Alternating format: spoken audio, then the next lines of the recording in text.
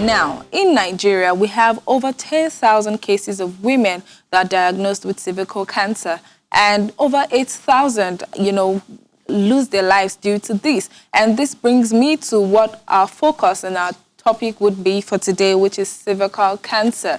And we have our guest today with us. She is Tewa Onosonya. She's a publisher and mindset stylist. She also holds a BSc in pharmacology from the University of Portsmouth, UK.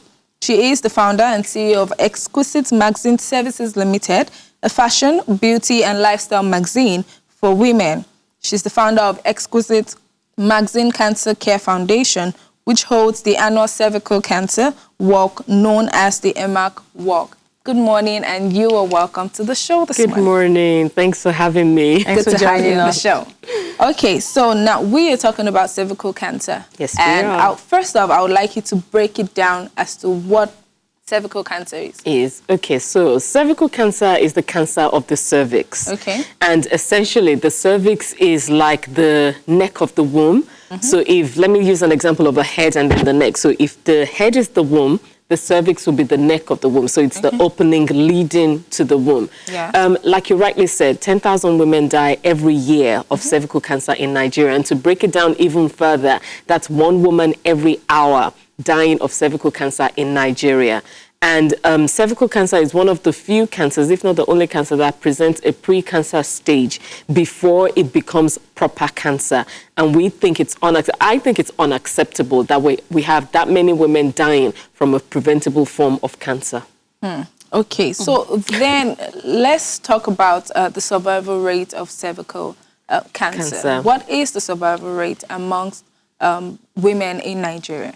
In Nigeria, well, if it has become cancer, the survival rate is quite small, very low, next to nothing. I mean, if somebody has cancer, then that's it. And then it's all about the case of now managing the disease and things like that. But if we're able to catch it early, survival rate will be more and more. And, it would be way above whatever it is we can imagine. And how do we catch it early? By the screenings that we ask people to go get on, so that if cells in the cervix are growing abnormally, they can be detected and then treated. Okay. Now, let's talk about, because you said something earlier that it's totally unacceptable. You find it unacceptable that a preventable condition, this form of cancer, cervical cancer, which could be prevented. Now, that's where I'm taking you back to. You're taking me back to. What you said, it presents a pre-cancer symptom or stage. How do you know that you are in that stage? I mean, if another person who has not done a pap smear before, who has not done any form of screening before, what are those things you notice that that should set off an alarm in your head that I need to have this checked out? So the thing about cervical cancer is it doesn't present any symptoms. So unless you're being checked regularly, they won't even see a pre-cancer cell if it's growing. So as long as you're sexually active, can I use that word? Yes, at this hour? As long as you're sexually active, you need to be going to get screened for cervical cancer. Either do a pap smear, like you said, or do another method called cytology or VIA, which is inspection using visual inspection using acetic acid. There are about 3 different methods that can be used for screening. So if women are not getting screened, even the pre-cancer cells will not be detected. And because of where the cervix is, you definitely need to, we were talking earlier about invading people's privacy. You definitely need to go into the cervix to see what's going on there. It's not something you can see on the outside. And then if it has become cancer, that's when symptoms start showing up, like, irregular bleeds during period, pain during intercourse, and all sorts of different other things. That's when it has become cancer. So we're saying before it gets to a stage where it has become cancer, get screened. So if there are pre-cancer cells growing, you can be treated. It can be detected and you can be treated. Okay. So don't you think, or do you think that what accounts for the low screening turnout of women is that invasion? No, I think it's awareness. I mean, that's part of it. But I think awareness as well. A lot of people don't even know about cervical cancer. If you go, we did a poll a few years ago, did a survey, asked people, have you had a smear test? Do you know what your cervix is? A lot of people don't even know about the cervix. So a lot of people don't know about cervical cancer. That's why we have that high mortality rate. And then, yes, you know, a lot of people shy away from going for their screening because they're like, oh, it's uncomfortable. They have to insert this into my vajayjay, whatever it is. But then again, we say that what is 5 minutes of discomfort compared to a lifetime of managing an illness. So yes, it is uncomfortable. But then again, as long as you're sexually active, you need to be aware of whatever is going on your, you know, with your body. We all want to look good, you know, wear our makeup, wear the nice shoes and clothes and things like that. We need to be aware of what's going on in our bodies as well. And cervical cancer, I mean, yes, cervical cancer has a lot of has a high stats about the mortality rate and everything. But there's so many things happening around us that a lot of people are more focused on their outer, you know, outer appearance than the inside. And the inside is where it all happens. The inside is where it's all, you know, where it begins. So if you're not taking care of the inside, what's going to happen? At the end of the day, you know, a lady that's looking exquisite, sorry for using the magazine word, a lady that's, you know, looking exquisite at one point can become, you know, less, I don't know what nice word to use, but it's all about taking care. A shadow of herself, but it's all about taking care of yourself. It's all about, you know, being aware of what's going on. So the reason why we do our walks and why we, you know, talk about cervical cancer, you know, asking people to go for their screening, our Instagram page is always singing and dancing about cervical cancer, is because it's preventable and nobody will know that anybody has a precancer cell unless they invade that privacy. Okay. So it's something that has to be done. All right, but I want to find out, are there other causes aside from when you're prone to having sex? Are there other causes that could lead to cervical cancer? There are different causes that can lead to cervical cancer. One of them is having too many partners, sexual partners. Another one is, you know, smoking. So some lifestyle choices, some lifestyle habits can cause cervical cancer. I'm not saying that, you know, it's definitely, but it can cause it. But one big thing is about the multiple partners. And also, you know, when you have, when you start having children early or start having sex early. So the thing about cervical cancer, which I didn't say earlier, is caused by a virus called HPV. HPV is human papilloma virus, and the HPV lives harmlessly in men. You know, nothing happens to them. Which is why when we're talking about cervical cancer, we say that as long as you're sexually active, that means you have been exposed to that virus. Hence, you need to be getting screened as regularly as possible. So the HPV lives harmlessly in men. There are about 15 or so strains of the HPV virus. So depending on what that man is carrying, once it gets into... You're already sighing and shaking your head. Once it gets into the woman, then things could start happening, which is why somebody might only have ever had sex once ever in her life. She could have cervical cancer if the man that she had the intercourse with has a strain that doesn't agree with her. Do you understand what I'm saying? To ask that, how about someone if you who just have one, multiple partners, has just a single partner? Well, the thing is, your partner could be carrying that strain. Wow. So you never know. So we've had cases where, you know, someone is saying, but I've only had sex once in my life. Well, yeah, you might have only had sex once ever in your life. But then again, you had it with someone that had a strain that doesn't particularly agree with your body. Yours.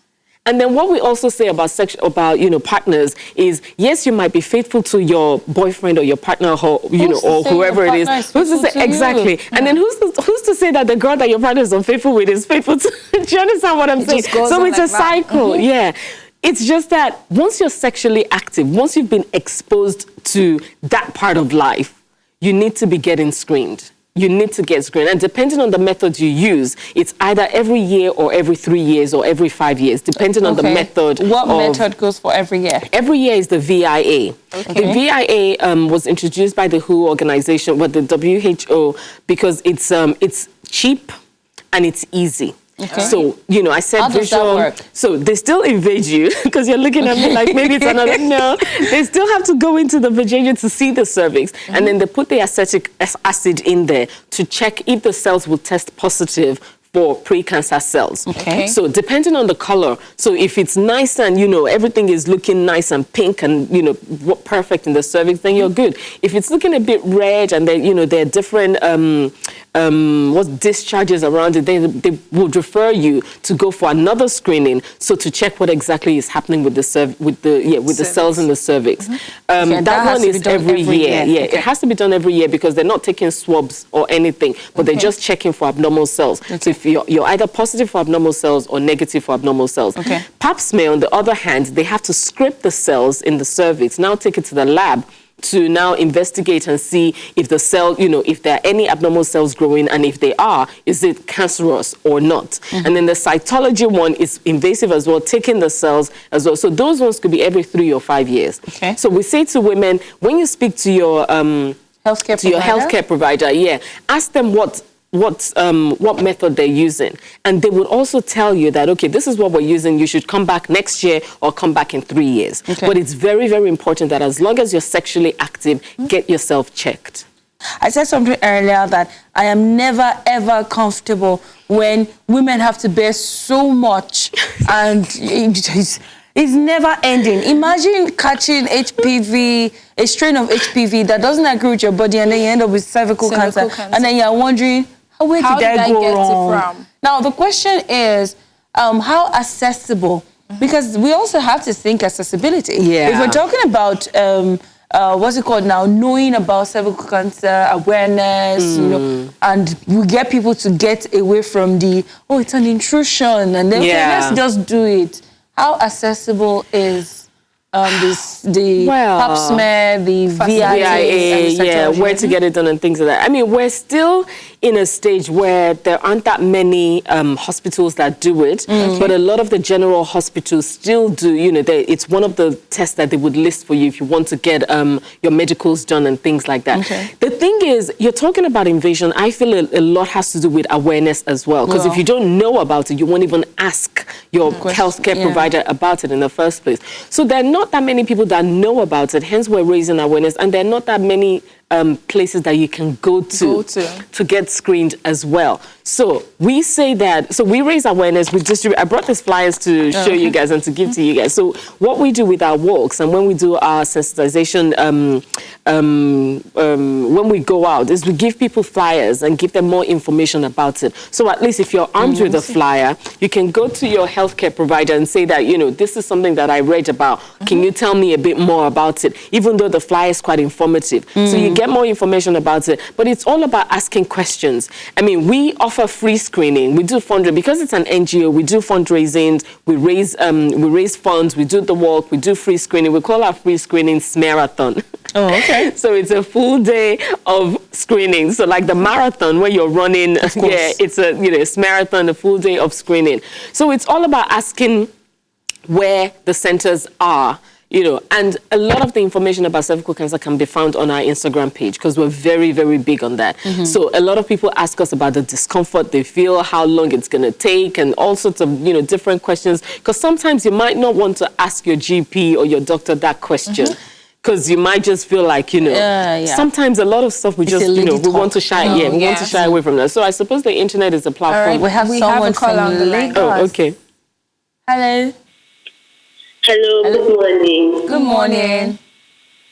So I have a question. All right. Yeah, I wanted to ask, what are the early symptoms when someone discovers he has cervical cancer? Okay. Okay. All right. Thank you so much, for Lucy. Now, Lucy wants to know symptoms. Symptoms. Okay. So like I said earlier, there won't be symptoms until it has become cancer. Which is why we're saying, which we don't want. So we don't want to see symptoms. So help us God. Which is why we're saying go for screening.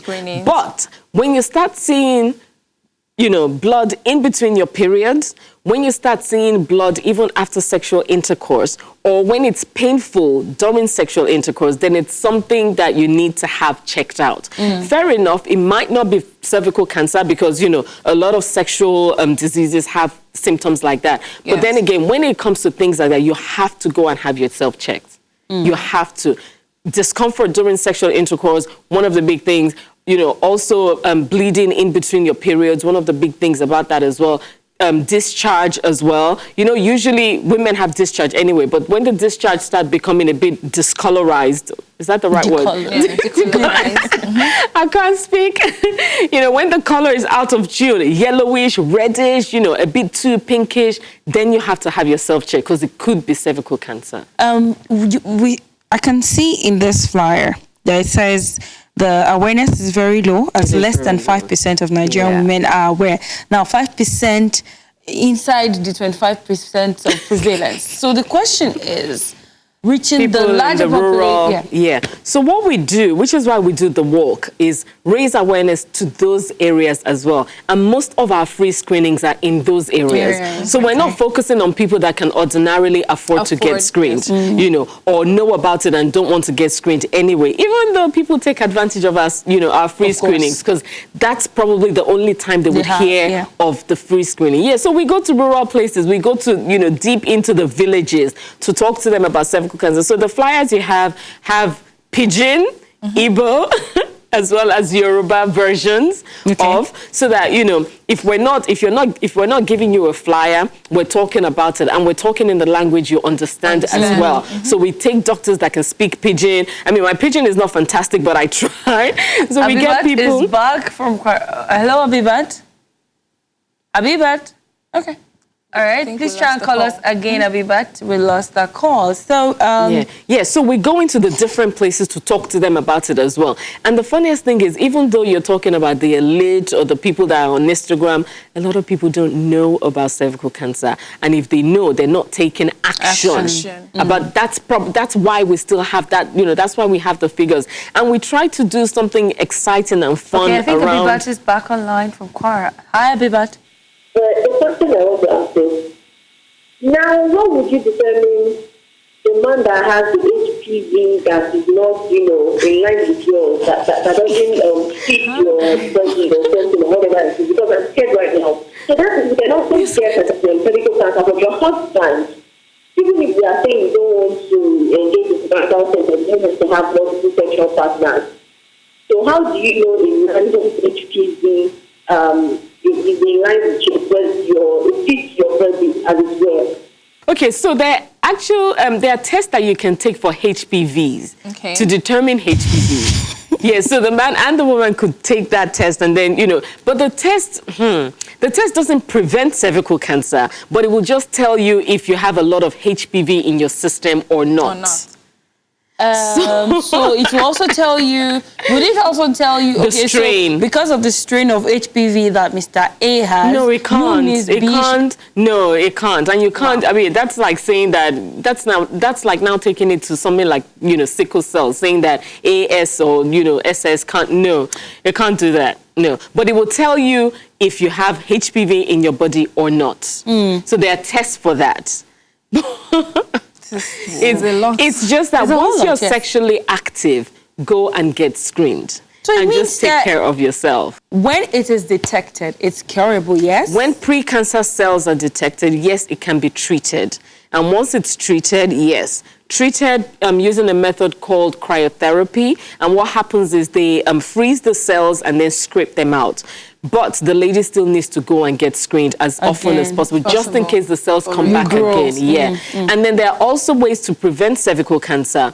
Vaccination. So there's now an HPV vaccine that once children or adults that are not sexually active take it, they will become immune to cervical cancer and any HPV-causing cancer. And women that are sexually active already, when they take the vaccine, they're also protected but still need to be getting screened. And the reason that is important is because cervical cancer, before it becomes full-blown cancer, needs about 5 to 10 years incubation period. So once that's a long time, actually. It is a long time, which is why we're saying, you know, if you're getting screened regularly, they can detect that something is changing as soon as possible. And then it can be treated. Hello there. Did you just enjoy that beautiful video? Don't worry, we have more for you. All you have to do is click on the subscribe button and ring that little bell for more notifications. Tea or coffee will be served for you. Yeah, you might have only had sex once ever in your life, but then again, you had it with someone that had a strain that doesn't particularly agree with your body. Yours.